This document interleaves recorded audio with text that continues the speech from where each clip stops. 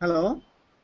Hello everyone, welcome to the Jagriti Hello? Yatra Meet the Entrepreneur Google Hangout Hello? series. My name is Anant Krishna. I will be the moderator for the discussion today, and after the discussion, I'll take your Have you questions. You can started? use the Q&A tab on the top left-hand side to ask your questions, and I'll call them out as soon as our discussion is over. Also, if you want to be Yeah. featured in these Meet the Yatripreneur series, please drop a note to Ashwin Yogesh at gmail.com. He's the producer of this show, and we'll be very happy to have you. Today, we are in the field of education. We talk to an enterprise that is working with schools to inculcate a scientific thinking. Welcome to Meet the Yatripreneur, Livit, and hello to Life Lab.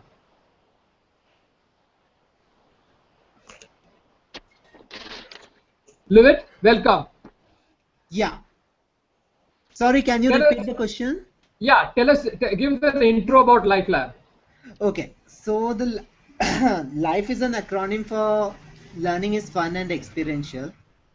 So as the name suggests, we envision a school actually wherein we are trying to inculcate and build upon a culture where the entire learning and the teaching methodology can be more experience based, uh, rather than the more textbook and a conventional way of learning. So Right. that's how we work in the schools. So what is the need for this? What is the landscape out there right now? So the landscape out there is huge here. Like for example, like there are 1.4 million schools actually. Out of that, 1.2 million schools are government and underprivileged schools in our country. And out of the two lakh schools, which we consider as the high end schools, also out of that, only hardly 1% would be the top tier one or tier two schools. And apart from like leaving the tier one or tier two schools, the tier three, tier four, or tier five segments of the schools, actually this experiential learning is something which is considered as something of a very luxury or a privilege kind of a thing, because the most of the companies which are already existing in the market, they are catering to tier 1 and tier 2 schools, and the cost obviously is very high. As a result, almost 95% of the schools can't afford this product. So before we go too further, what is experiential learning? Yeah. Can you define it for people who have no idea what that is? For example, suppose you want to learn a concept of, say, Newton's third laws of motion, that is, action is equal to reaction force, right? Okay. For which everyone would have learned actually by the rote learning by definition in the class 8th or ninth grade. Right. So what we try to do in the classroom is, why not the children and the teachers small take four bottle caps, take a popsicle stick, a bendable straw, and a balloon, Right. and make a car by themselves, right? Okay. And while making this car, and after the making this car, actually, because while making this car, there is a lot of engineering aspects involved, right? And once the car is designed, actually, when we use it, when we blow the air, and when you see the air being gushed out of that balloon, the car moves in the opposite direction. That Right. is nothing but the Newton's third laws of motion. So the Right. whole idea is, why don't the every science concept can be learned in this way, wherein they do something, wherein their Right. kinesthetic skills as designing as well as the engineering skills are involved, and Right. once the model is made, through that they learn the concept of science which is already there in the textbook. So what Awesome. happens is, this is what is we coin it as experiential learning, because wherein like they are experiencing something, and then they are learning through that, rather Right. than the other way around in the textbook or a conventional classroom methodology. Right. Now you split the landscape of the government schools into various tiers. Is your Yeah. primary audience the government schools then? Yeah, so our primary audience is government schools, and so far out of the 21 schools we are working, 20 schools are in fact the government schools, as well as low income private schools where the fees is like around 5,000 rupees per annum for a child. Right. So that's what I was coming to. How do you identify the school that you want to target? What is your So I was criteria a for it? part. Yeah, so I was a part of a Teach for India. I was a Teach for India fellow. So we started this project was started in 2012 as part of the Teach for India project, because every second year fellow has to take a community project. So we started and pilot tested this, and from 2013 onwards, it's went on to become a full-fledged organization.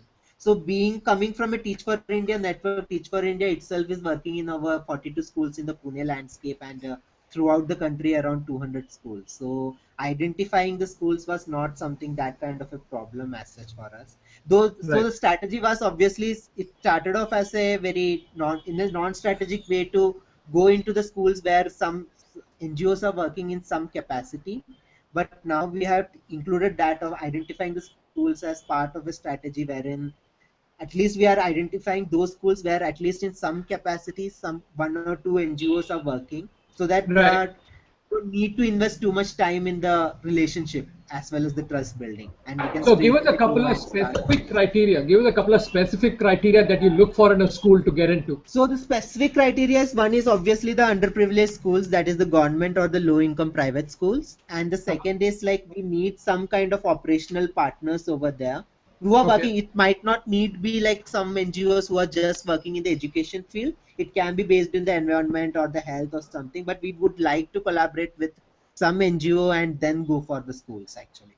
Okay. So tell us what exactly, like, what is the methodology you follow? Once you identify a school, So tell us the the next step. methodology is like the 5 step actually. So how does it look like for a school is, step one, we set up the science lab for the school, because most of the schools which come under this segment, they don't have anything in the name of science labs apart from the test tubes, beakers or the microscopes and some ammeters or voltmeters. That's it.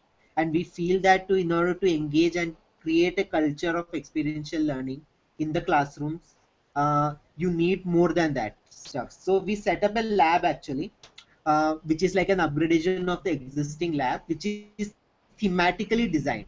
For example, suppose the anatomy of the eye.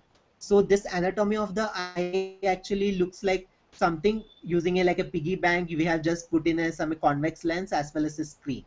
Right. So this can be used in the 5th grade actually by the teacher to demonstrate what is the anatomy of the eye, and the same model can be used in the 9th grade and 10th grade to teach the convex lens concept, right? Okay. So these are the models, actually around 60 models we have designed, which goes as part of the science lab for the school. And the second step is to provide the grade specific activity kits for the children, so which involves, like I had mentioned, the balloon car or like that, right? So there will be simple activities actually which the children can make it, and through that they can build and master the concepts, which will be from 3rd grade to the 10th grade. So every grade will be having like 12 activity kits like this, and which will be covering more or less 75% of the concepts which is being covered in the science textbook. So Right. then the third component comes, which is the most important, that is the teacher training as well as the consultancy support, because we believe that when the uh, there is a huge gap actually in terms of the knowledge, skill wise, as well as the mindsets in the teachers to execute this kind of a program in the classroom, and to see not this activity based or inquiry based learning as something which is in isolation, but it can be a part of their regular classroom teaching methodology. So there's a huge gap actually, so that needs to be built up. So as a result, we do the teacher training, which is like a twice in a year, wherein we invite teachers, sorry, from all the schools, and we do the teacher training. And then there is a consultancy support which is more or less in-house, and it extends to over 2 years actually, based on the how it functions in the school. So we ensure that around 15 hours of consultancy support is being provided for every science educator, Right. so that, like I told, the knowledge, skills and mindset gap can be filled in, and they are empowered enough to take this program into the classroom without our intervention after the 2 years. So when we leave the school actually after 2 years, we make it sure that it is that self-sustainable culture of experiential learning is over there in that school. So that's the whole idea. Right. Okay. And So, then yeah. we do the impact studies actually, because we want to drive every program actually based on the data we receive, and we want to know actually, because since there is lot of consultancy program involved, there needs to be lot of corrections, like when the program is functioning in a school. So for that actually we do the impact assessment, wherein we take the diagnostic tests for the teachers as well as the students, and we then track their progress over the period of 2 years to see how their growth has been. Okay. I'm going to come back to the impact assessment a little bit later, as well Yeah. as the model. because you talked a little bit about 2 years that you sustained with them, and then Yeah, what yeah, happens. So we'll come back to that in a bit. I'm going to go back in time though, because you mentioned Teach for India. You mentioned that you did a 2-year fellowship, and yeah. you have a saying. You say that you did engineering, for the herd, for the heart you did the writer, for the need you wanted to be the teacher. Why, Yeah. where did this teaching thought start in your head? And take us through that journey. Like, see, like 98% of the engineers in this country are completely misfits. That's what the research says. So I am also one of them. So like you enter up the college, actually you just follow the herd because like you don't know like what you want to do basically, right? But thankfully, like in the final year, I happened to be a part of the Jagriti Yatra, and that's where the virus has been induced in my mind of this development sector and the NGO, because it opened up an entire gamut of different world, and I felt like this is something I should explore more, because that's where something I personally felt it resonated with what I wanted to do. Hmm. So that's how, like, for 1.5 years, like, I was working in a Hyderabad with the educational startup after that. And after that, the Right. Teach for India came up actually. And I Right. joined Pune as part of the third cohort. And that Right. experience actually turned and polished me a lot to understand the intricacies of, because when as an external agency, you read in the newspapers or you see the NDTV debates and just criticize about the education system, there is we leave lot of things aside, right? Right. Right. When you are actually into that system, you understand like the perspectives of all the stakeholders involved Right. and their helplessness as well as their challenges. Right. So so that's how, like, that was a huge learning curve of the 2 years experience. And somewhere actually this why this experiential learning came up as, somewhere I hated school actually during my school days. And that was because I felt this is very dry and very dry and very like nothing, absolutely redundant, because whatever the teacher used to teach in the textbooks I could learn by myself, right? So Right. where was the value addition or enriching? So Right. that was subconsciously there was actually in my mind, ki how we can work on this, actually how to create more engagement in the classroom between the Right. teachers as well as the children. But Right. it took that subconscious form, took the shape actually in the form of Life Lab during the Teach for India experience. So when you were thinking about Life Lab, Mhm. were you thinking profit or non-profit? I mean, was there even a thought? Was there even a discussion? It's a not for profit actually. We started off as a Right. not for profit because, like, I had started with there are a lot of commercial companies already there existing and catering to the high-end schools. So we wanted Okay. to cater to the schools which has been untouched by these organizations, and where the need is Right. more, right? Like, because if you Right. see like the demography, almost like 33% of the dropouts among the children is just because they feel that education in the classroom which they are getting is absolutely redundant. So they Right. just don't enjoy the learning process. So it was, the Right. need obviously was where we are, my heart was, and as a result we wanted to start off. And since the clientele was not able to pay actually, that's why the obvious choice was to make it a not for profit and Right. fundraise from the corporate foundation so that we can use that money to work with the underprivileged schools. So when you said non-profit and you say fundraising, which actually leads on to my next question, tell us what you're Yeah. looking at. I mean, were you looking at going to people and saying, "Hey, I've got this idea. We set up this NGO. Give us money." I mean, what was the conversation you had at that time? I didn't get your question. Can you just repeat? No, when you started the non-profit, right? You looked at the non-profit. Yeah, yeah, Take us to the initial yeah. stage of fundraising. What were you guys doing at The that time? initial stages of fundraising was like we did like during the 2011 when was in the first year of the Teach for India. We were used to go to the classrooms and do some activities and all. Right, And so that time was, it was, since we were also not clear in our headspace how it should look like, right? So it right, was more of like a volunteering based, wherein like we get some time in the Saturdays and we just go to the schools and do it. right, And then like it start taking some form, and the first form, actually the initial stages of how the life. Great. So like I said, we were volunteering actually on Saturdays actually, so it evolved because our assumption was like it was not a very very holistic assumption, but we felt like the infrastructural gap is something which we need to fill in these schools, and the teachers will take it into the classrooms, but that was not happening really. right, So that's how we thought we have to provide, along with the lab setup, we need to provide the grade specific activity kits also for the children, so that then the children can do it in the classrooms. Right. But again, we realized it is not happening because the teachers are not able to do it in the classrooms, and because they don't know how to do it. It's not because they are incompetent, but the thing is more because they don't know how to do it, because they themselves are not been exposed to, either as a student or as a during their teacher training themselves, they have not been exposed to such kind of a methodology. So Right. that's where the teacher training came over. But when we did the teacher training, we realized teacher training is something which is more like a one size fits all, and the teachers themselves are very organic and everyone has their own strengths and weaknesses. Then came the consultancy support, as well as along with the consultancy support, to provide like the activity based booklets as well as the video manuals for the teachers, so that they can go Right. through that with a complete activity based lesson plan for each and every topic, so that they can go through that, and in that space they are very clear about how to integrate it when they are teaching, so that the whole idea is they don't need to take an extra time to do it, but during Right. their classroom teaching hours only they can execute this program. Right. But we were talking about how how you're going to pay for all this, right? Since you're doing so many things.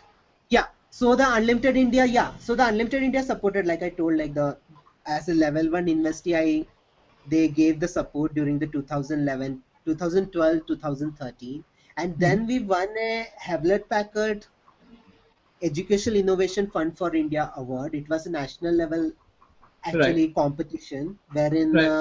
they were inviting grassroots level innovations in the education sector. So Right. we were selected in the top 18, and as part of that, we got a grant of around 1.5 million rupees, Awesome. and that actually like gave a like a launch pad as well as a platform to make it into a from a very pilot testing mode to something which is a more of an organizational structure, having the Right. team, having the R&D in place, having the content in place, having the teacher training in place. So Right. as of now, we have like around 7 corporate foundations supporting it, Uh-huh. supporting our Life Lab initiative, as well Uh-huh. as we have 2 social incubators, including Unlimited India as well as IKEA Foundation, which is a US based incubator Uh-huh. for the social enterprises. So Uh-huh. that's all. We are like functioning, and close to we have raised around $1 lakh now uh, to work with 21 schools as well as 2 community centers. So So did we that are help you reaching do all out these? to Go ahead. Sorry. I'm sorry. yes, Go we ahead. are reaching out to around 15,000 children as of now. So Oh, awesome. So did that help you do all these 60 models that you were talking about? yeah. So that gave us a huge like launch pad actually, because like at that time when you are just in the pilot phase, if you get that kind of a like a incubation as support, actually it helps a lot to Right. create that kind of a model structure. And with that model actually, and once the Hewlett Packard comes into picture, actually now you have like, because every time actually getting the tapping into that first good supporter is the most difficult part, because Right. no one wants to take the first time risk. Right. So when you get that kind of a thing, and when you have some evidences to show actually on the ground how it is working, as well as you have the product, then it becomes little bit relatively easy for the other corporate foundations to come and support you. So Right. So when you can you discuss like approximately just throw a number so we have an idea how much does it cost per school? I mean to do this end to end, because you were talking about setting up the lab, setting up all the models, yeah. then teacher So training, the as consulting. of It's now a the 2 year engagement. as of now the operating cost is roughly coming around 1.2 lakhs per school for Uh-huh. everything, Okay. assuming there are around 320 children in a school. Okay. And assuming a 2 year engagement, right? So assuming a 2 year engagement for a school, so the cost is hardly around like say 15 rupees per month per kid. Right. Yeah. And this is you so this is now you've got a template of how much it's going to cost you per school, right? And Yeah. this is what you take back to the foundations and everybody, do you? Exactly. We take back this actually, but the next year actually, because till now what we were doing was, because of the funds constraint, actually we were like giving the activity kits in a group of 4. For Uh-huh. going forward from the next academic year, we want to give activity kits for every child like a science textbook. So there will be like an activity based learning kit for every kid, like a science Right. textbook right at the start of the academic year. So Right. that is going to cost roughly 500 rupees per kid. And the lab setup as of now will be costing around 65,000 rupees. I Fine. see. So I we have see. now segregated both the components actually. So the lab setup will come at like 65,000 rupees. That's the cost. Right. And Right. the activity kit will be around 500 rupees to 750 rupees depending on the grade levels Uh-huh. uh, for the for per year.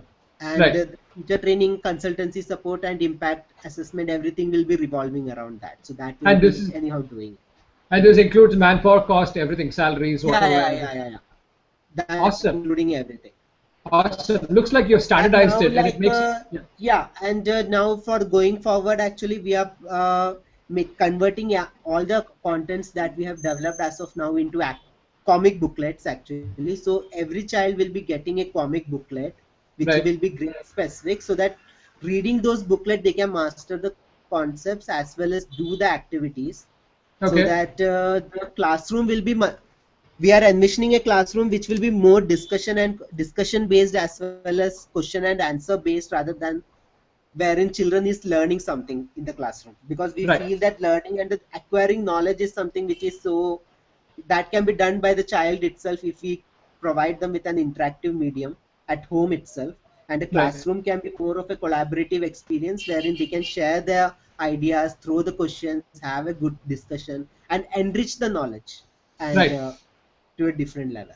So, So, so show me an example of an activity model. I mean, do you have one handy? Or activity one of the eyes that you were talking model. about an eye, right? What about the eye? You Yeah, were yeah, talking yeah. about the eye. So just, why don't you, So, if you have it? so for example, this is an activity model of an anatomy of the eye. For Okay. example, right? So this there is a convex lens over here and there is a screen over here, right? Right.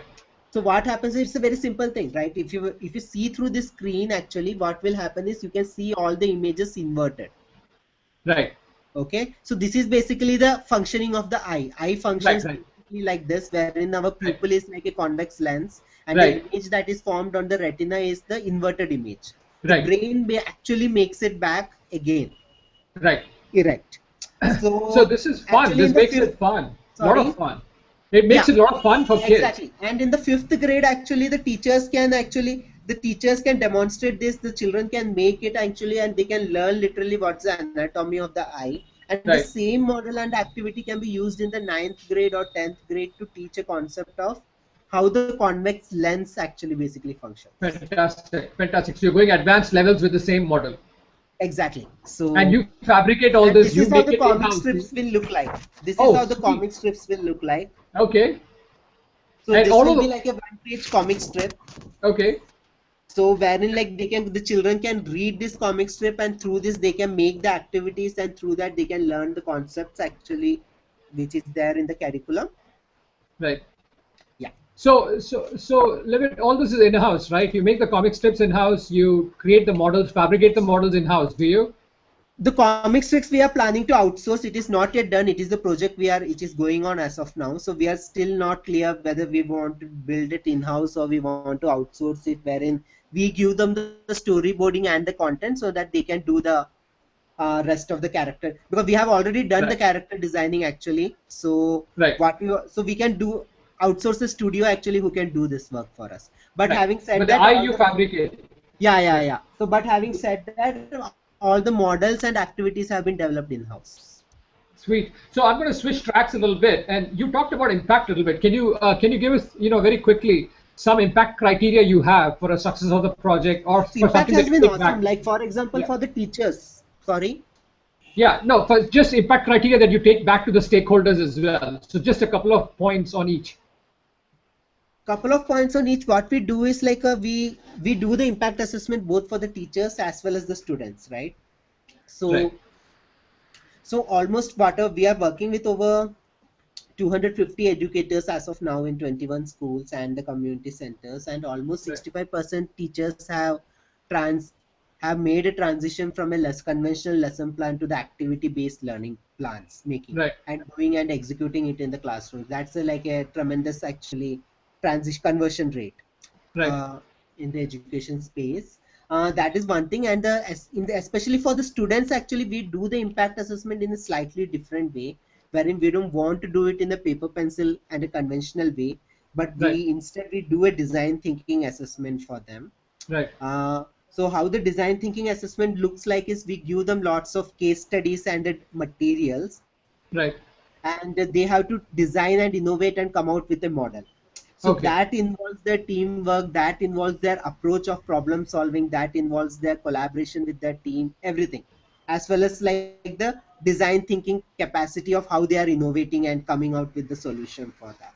So we Okay. do the diagnostic test as well as the end of the year test actually for the children. And when we are taking this assessments, actually we divide the children into three buckets. So bucket one is the children who are coming in the group wherein they are academically performing better, academically performing average, and academically performing low. So that is the Okay. status quo, right? And Right. then we, based on three buckets, we divide them into three buckets and give the same challenge to them for which is grade specific. And then we track the growth in terms of this design thinking skill sets throughout the 2 years for them actually. Right. Very So quickly, do that you have a is the scorecard as well? Do you have a scorecard yeah, that so you we keep? have a scorecard actually, and considering like there has been more than 100% increment in the students who were in the bucket 2 and bucket 3 because of this Awesome. intervention actually. Awesome. Awesome. Because Do you especially the take it back children to the who fall in the stakeholders? sorry. I'm sorry. Do you take it back to the stakeholders? What Yeah, you yeah, know, all we this? take it back to the stakeholders, all these reports, and actually because of that only the stakeholders, more and more stakeholders are coming and supporting us in this That's venture, because awesome, it man. is That's actually, awesome. Yeah. yeah, actually it is something which has been proved, and it has something which they can see actually in the classroom that it is working. Yep. And do all this. Talk a little bit about your team. I mean, Sorry. oh, Yeah, excuse me. Talk a little sorry, bit yeah. about the team that you have. How many people you have? We have as of now full-time 8 members. So Okay. we have an in-house R&D designer, we have the content developer, we have the teacher trainer, Okay. and then we have a couple of people who are into the packaging, manufacturing, and procurement. Right. Now, a question that I forgot that I quickly want to ask, and maybe we can move on after that, is Yeah. you deal with all these government schools. How about the vernacular medium? Are you doing all this in English, or it doesn't matter? I mean, So it's we are working with 4 Marathi medium schools right from the academic year, because we right, felt most of the NGOs don't are not going into the vernacular medium schools actually because of the right, language barrier. So right, we wanted to overcome that and we wanted to make a start. So we are working currently with 4 vernacular medium schools, because that is a major chunk of the schools. When I say this 1.2 million schools, almost 80% of those schools would be vernacular medium. And if right. you are not doing and go taking our model to that, actually the huge chunk of the children as well as the educators would be left behind. Very much so. Now, if you are to go to different states, though, you have to change all the language, everything, right? And you're set up for that, Yeah, so we have translated all our content into the Marathi medium. So and right? some are still in the process actually. So for the next semester, so that will Right. be done after by the time of the Diwali. So Right, yeah. and we'll get into the future growth you have planned. But if you're going to go to Karnataka, then you have to do it in Kannada, right? Obviously. Yeah, so we have done actually. We have whatever the community center what I am talking about in Karnataka. So all the content is getting translated into the Kannada also, so that like it can cater to the schools over there. Okay.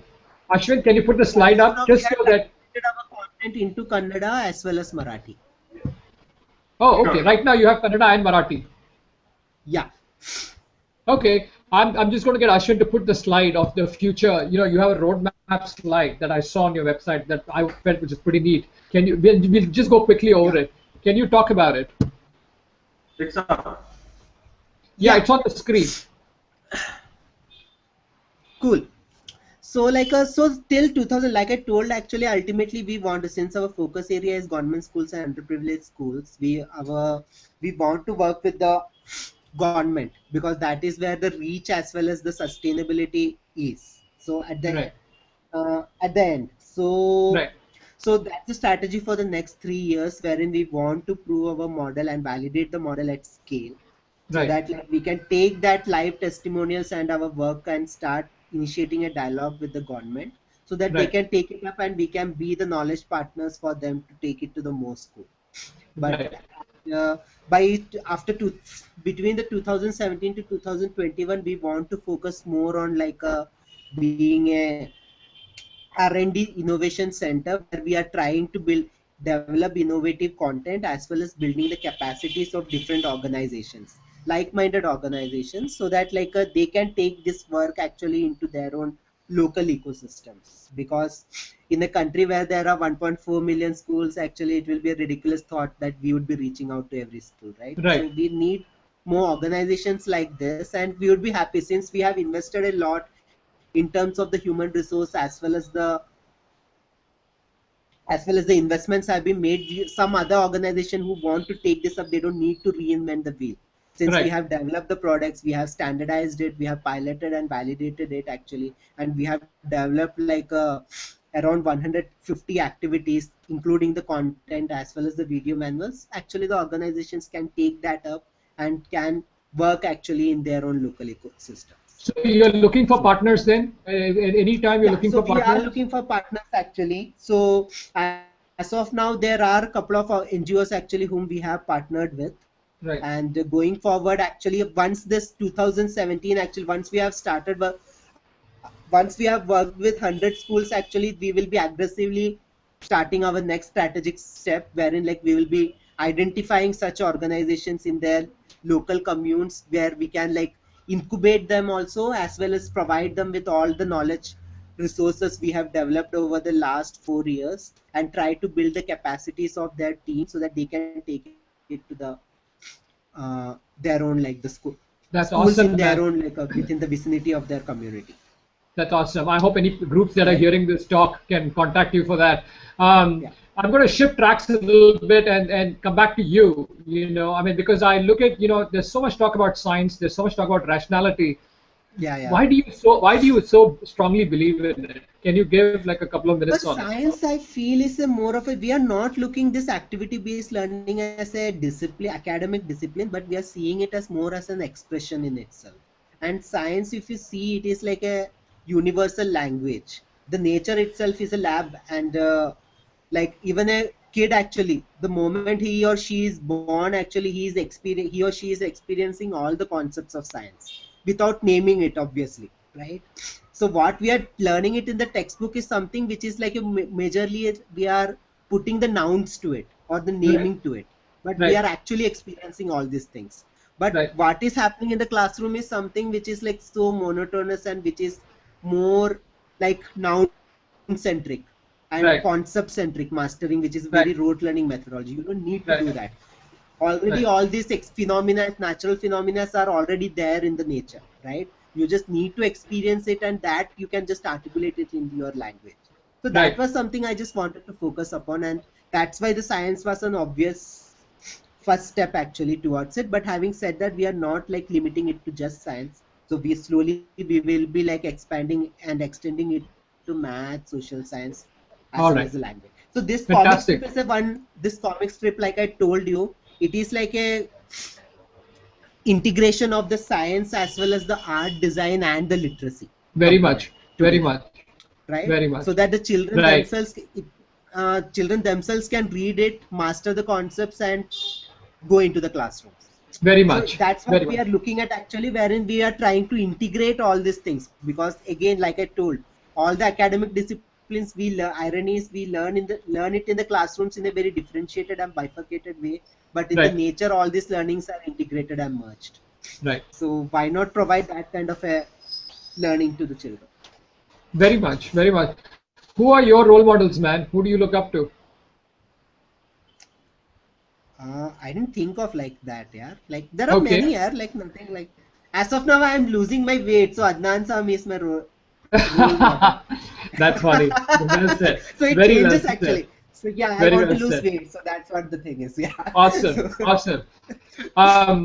What about, any specific lessons learned that you want to tell to people who are listening who are starting in the education field? Any specific lessons over the evolution of your enterprise?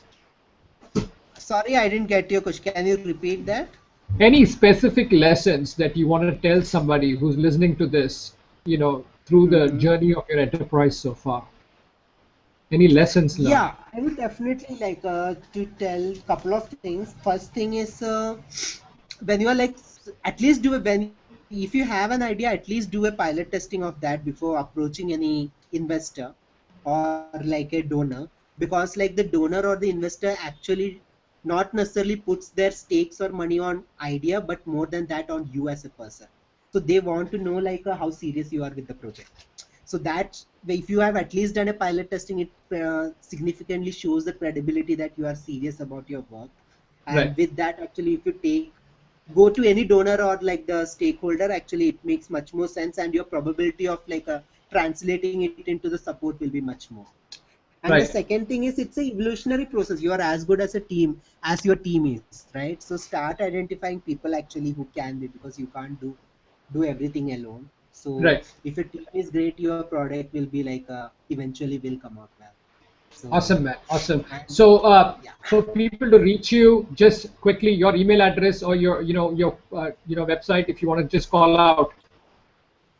So you can just reach out to me at Levitt, LEWITT dot SOMARAJAN 2011 at the rate teachforindia.org. So that will be Levitt.Somrajan 2011 at the rate teachforindia.org. And my phone number is 95613 24753.